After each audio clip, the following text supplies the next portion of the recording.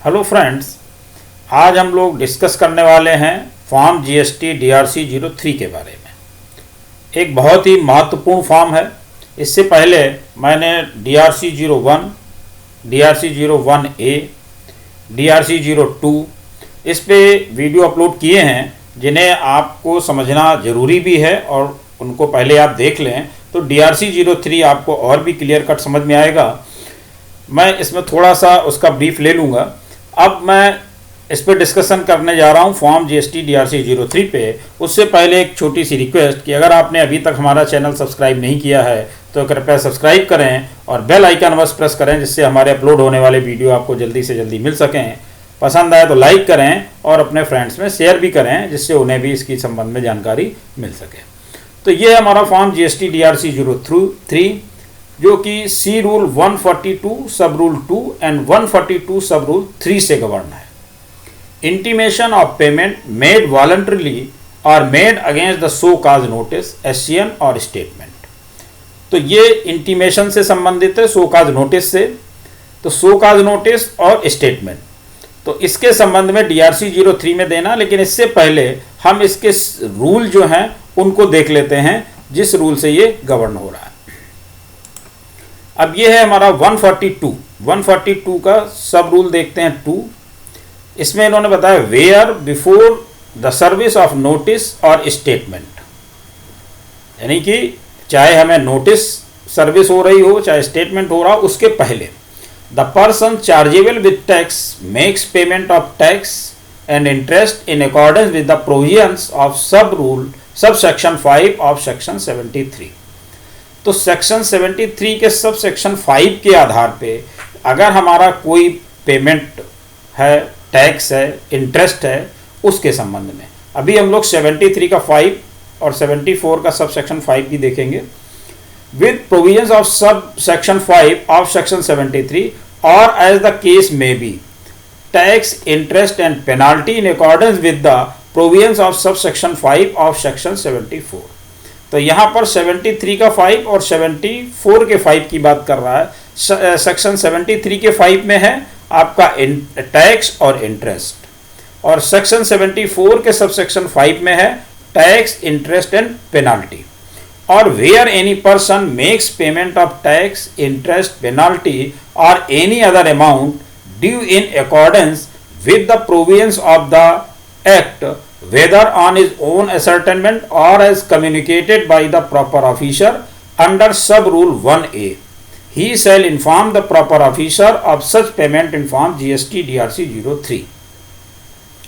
अब यहाँ पर ये बात कर रहा है कि सेक्शन 73 का सब सेक्शन 5 या सेक्शन 74 का सब सेक्शन 5 के से संबंधित आपकी टैक्स, इंटरेस्ट या पेनाल्टी है, वो आपको डीआरसी 03 के माध्यम से जमा करके प्रॉपर ऑफिसर को कम्युनिकेट करना है।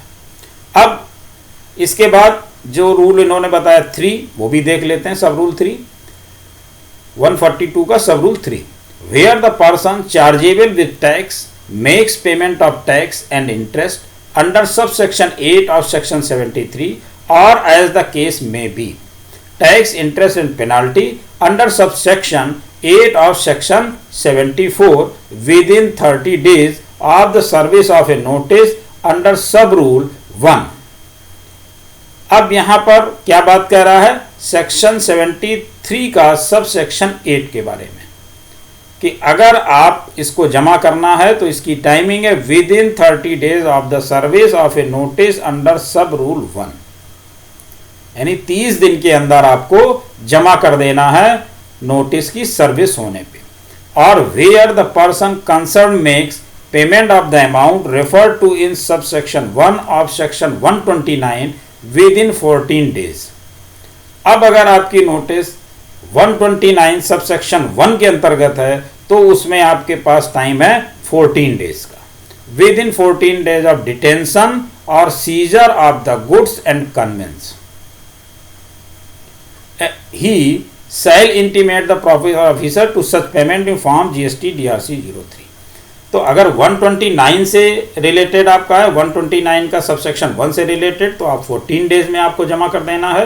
और अगर सेक्शन 73 का 8 या 74 के 8 से रिलेटेड है तो आपको 30 दिन के अंदर जमा कर देना है। अब हम देख लेते हैं ये सेक्शन 73 का 8 और 74 का 8 क्या कहता है। इसके पहले हम लोग जब सब रूल 2 की बात कर रहे थे उसमें था 73 का 5 और 74 का 5, तो ये देख लेते हैं पहले। अब सेक्शन 73 हमारा आ गया। सेक्शन 73 का सब रूल 5 क्या कहता है? The person chargeable with tax में before service of notice under sub section 1 और as the case may be the statement under sub section 3 pay the amount of tax along with interest payable thereon under section 50 on the basis of his own ascertainment of such tax, or the tax is ascertained by the proper officer and inform the proper officer in writing of such payment।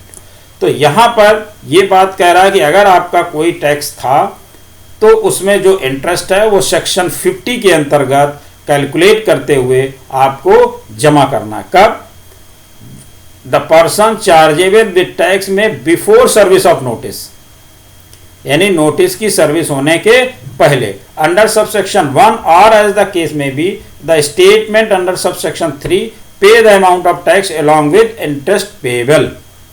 तो यहां पर ये बात आ गई। इसके बाद section 8 में क्या करा? सब 73 के 8 में, सब सेक्शन 8 में देखते हैं, where any person chargeable with tax under subsection 1 or subsection 3 pays the said tax along with interest payable under section 50 within 30 days of issue of so cause notice, no penalty shall be payable and all proceedings in respect of the said notice shall be deemed to be concluded।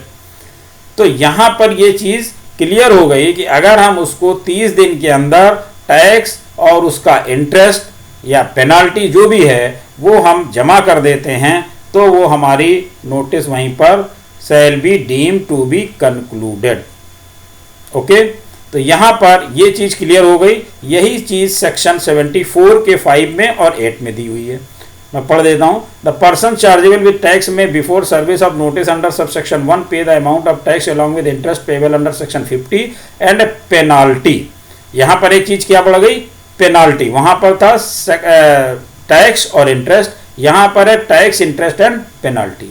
Equivalent to 15% of such tax on the basis of his own ascertainment of such tax और the tax is ascertained by the proper officer and inform the proper officer in writing of such payment. तो यहां पर क्या है कि आपको penalty भी देनी है और कितनी देनी है?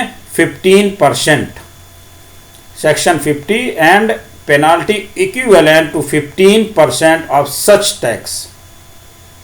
जितना टैक्स है उसका 15% आपको पेनाल्टी के रूप में भी जमा करना है basis of his own ascertainment, चाहे आपने उसको खुद कैलकुलेट करा हो या अधिक प्रॉपर ऑफिसर ने उसको कैलकुलेट करके दिया हो, उसके आधार पर आपको जमा करना है। अब इसमें 8 सब सेक्शन 8 देख लेते हैं। Where any person chargeable with tax under subsection 1 pays the said tax along with interest payable under section 50 and a penalty equivalent to 25% of such tax within 30 days of issue of the notice, all proceedings in respect of the said notice shall be deemed to be concluded। तो यहाँ पर क्या है कि अगर आप 30 दिन में जमा करते हैं तो आपको 25%। तो ये आपका था 75 का 8, 74 का 8। तो यहाँ पर 73 का 8 भी मैंने बता दिया, 74 का 8 भी आपको बता दिया। तो ये चीज़ें आपकी मैंने यहाँ पर क्लियर कर दी। अब हम लोग देखते हैं कि जब हम जमा करने के लिए जाते हैं कि अब हमें जमा करना है टैक्स, तो जमा करने के लिए जब पोर्टल पे जाते हैं वहाँ पर क्या पोजीशन आती है। जब हम पोर्टल पे जाते हैं तो वहाँ पर जब हम जा कर के इसको देखते हैं तो वहाँ पर हमारे सामने ये 4 फीचर आते हैं। हमें वॉलंटरी पे करना है, एससीएन के थ्रू यानी सो काज नोटिस के अगेंस्ट में जमा करना है, एनुअल रिटर्न या अदर्स में। तो वॉलंटरी पे अगर हम देखते हैं कि हम वॉलंटरी पे कर रहे हैं तो वॉलंटरी के संबंध में जब हम जाएंगे तो वॉलंटरी में हमें जो फीचर्स मिलेंगे वो मैं आपको डिस्कस करता हूँ, क्योंकि उसमें सेक्शन पूछता है कि वॉलंटरी पे कर रहे हैं तो किस सेक्शन के अंतर्गत, एससीएन में है तो किस सेक्शन के अंतर्गत, एनुअल रिटर्न्स में है तो किस सेक्शन के अंतर्गत। तो वहाँ पर ये 4 चीज़ों में आपको बताना है कि आप किसके अंतर्गत वो टैक्स जमा कर रहे हैं। उसके बाद आपको सेक्शन बताने हैं कि किस सेक्शन के अंतर्गत आप जमा कर रहे हैं। तो मैं देख रहा हूँ, पहले वॉलंटरी में आते हैं। वॉलंटरी में इतने सेक्शन आपके सामने देंगे। एक तो सेक्शन 73 का सब सेक्शन 5, सेक्शन 74 का सब सेक्शन 5, सेक्शन 52, सेक्शन 73 का 5 और सेक्शन 74 का 5 मैंने आपको पहले क्लियर कर दिया है, बाद में उसको एक बार फिर से ले लेंगे ब्रीफ में। Section 52 collection of tax at source से रिलेटेड है। Section 75 general provisions relating to determination of tax से रिलेटेड है। सेक्शन 76 आपका tax collected but not paid to government. Section 122 penalty for certain offences. Section 123 penalty for failure to furnish information return. Section 124 fine for failure to furnish statistics. Section 125 general penalty से related है और section 127 power to impose penalty in certain cases है। तो वहाँ पर जब आप voluntary choose करेंगे तो आपको ये भी चूज़ करना पड़ेगा किस सेक्शन के अंतर्गत। तो मैंने सेक्शन आपको बता दिए, 73, 74 पहले डिस्कस कर चुका हूँ, लास्ट में फिर एक बार डिस्कस करते हैं। नेक्स्ट देखते हैं कि अगर हम शो कॉज नोटिस के अगेंस्ट जमा कर रहे हैं तो फिर हमारे कौन कौन से सेक्शन वहाँ शो होंगे। सेक्शन 73 का 8 और 74 का 8, ये भी मैं अभी डिस्कस कर चुका हूँ, दोबारा एक बार फिर लेते हैं लास्ट में। Section 63 assessment of unregistered persons. Section 76 tax collected but not paid to government. Section 122 penalty for certain offences. Section 123 penalty for failure to furnish information return. Section 124 fine for failure to furnish statistics. Section 125 general penalty से related है। Section 127 power to impose penalty in certain cases. Section 129 detention, seizure and release of goods और conveyance and levy of penalty से related है। Section 130 confiscation of goods और conveyance and levy of penalty से related है। तो ये आपके वो सेक्शन हैं जो आपको ध्यान में रखना है कि शो कॉज नोटिस के अगेंस्ट में ये सेक्शन दिखेंगे, जिससे रिलेटेड है वो सेक्शन आप वहाँ पर चूज कर पाएंगे। इसके बाद है एनुअल रिटर्न और रिकन्सिलेशन स्टेटमेंट से रिलेटेड, वो सेक्शन 73 के 5 से रिलेटेड है, वो हम लोग डिस्कस कर चुके हैं। लास्ट में 73 में फिर से लेने वाला हूँ। इसके बाद अदर्स है, और अदर्स में कोई भी सेक्शन शो नहीं हो रहा है, तो अदर्स के लिए केवल अदर्स है। तो इसके बाद अब हम लोग एक बार सेक्शन 73 जरूर से देख लें, क्योंकि इसमें थोड़ा सा डिटेल दी हुई है कैसे क्या। तो हम 73 का 1 पहले देखते हैं। Where it appears to the proper officer that any tax has not been paid or short paid, कौन सा टैक्स यहाँ पे आना है।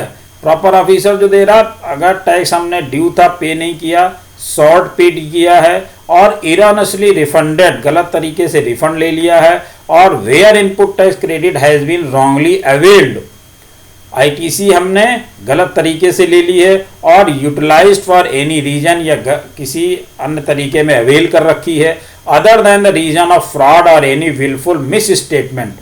Other than the reason of fraud, यहाँ पर ये शब्द बहुत ही महत्वपूर्ण है, जिसको ध्यान से देख लें। Other than the reason of fraud है, क्योंकि 73 में ये है और 74 में रीजन ऑफ फ्रॉड है, बाई फ्रॉड।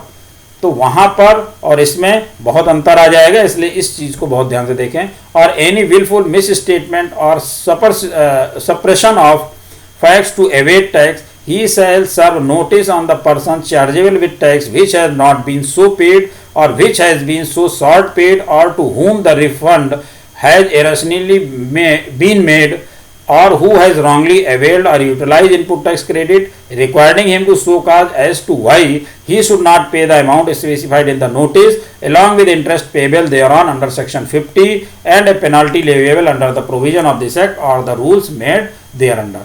तो यहाँ पर 73 का 1 मैंने इसलिए लिया कि यहाँ पर आपको DRC 03 के माध्यम से जो आप जमा करने जा रहे हैं वो कौन कौन सी चीज़ें हैं, उसमें आपकी सारी चीज़ें क्लियर हो गई। या तो आपने शॉर्ट पेमेंट करा है, या ड्यू था आपने नहीं पेमेंट किया है, गलत रिफंड ले लिया है, या आईटीसी गलत अवेल कर ली है, या गलत तरीके से आईटीसी यूटिलाइज कर ली है, या कोई हमने विलफुल मिस स्टेटमेंट दे रखा है, ये सप्रेशन ऑफ फैक्ट्स कर रखे हैं, इवेड टैक्स कर रखा है। तो इन सब चीज़ों को हमें ध्यान में रखना कि इन सब चीज़ों का टैक्स जो हमारा 73 के अंतर्गत आ रहा है। इसी में वो 73 के 5 और 73 के 8 की बात करते हैं। तो 73 का 5 है, the person chargeable with tax में before service of notice under sub section 1 और as the case may be the statement under subsection 3 pay the amount of tax along with the interest payable thereon under section 50 on the basis of his own ascertainment of such tax or the tax as ascertained by the proper officer and inform the proper officer in writing of such payment.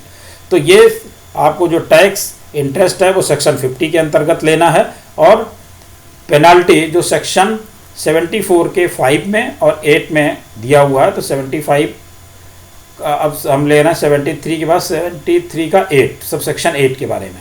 सब section 8 में कह रहा है where any person chargeable with tax under sub section 1 और sub section 3 pay the said tax along with interest payable under section 50 within 30 days of issue of so called notice, no penalty shall be payable and all proceeding in respect of the said notice shall be deemed to be concluded.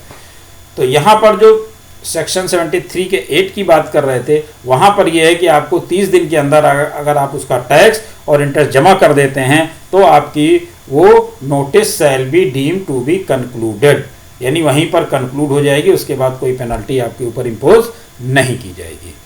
तो ये था आज का discussion DRC 03 से संबंधित, क्योंकि जब हम पोर्टल पर फाइल करने के लिए जाएंगे तो पोर्टल पर फाइल करने से पहले ये चीज़ें हमारी प्रॉपर तरीके से तैयार होनी चाहिए। हमें पता होना चाहिए कि कहाँ पर क्या फिल करना है और हमारा ये टैक्स किससे रिलेटेड है, क्योंकि वहाँ पर आपसे पूछा जाएगा। इसके बाद मैं इसको पोर्टल पे फाइल करके भी नेक्स्ट वीडियो में दिखाऊंगा कि कैसे आपको कहाँ पर कौन कौन सी चीज़ें फिल करनी है। Thank you.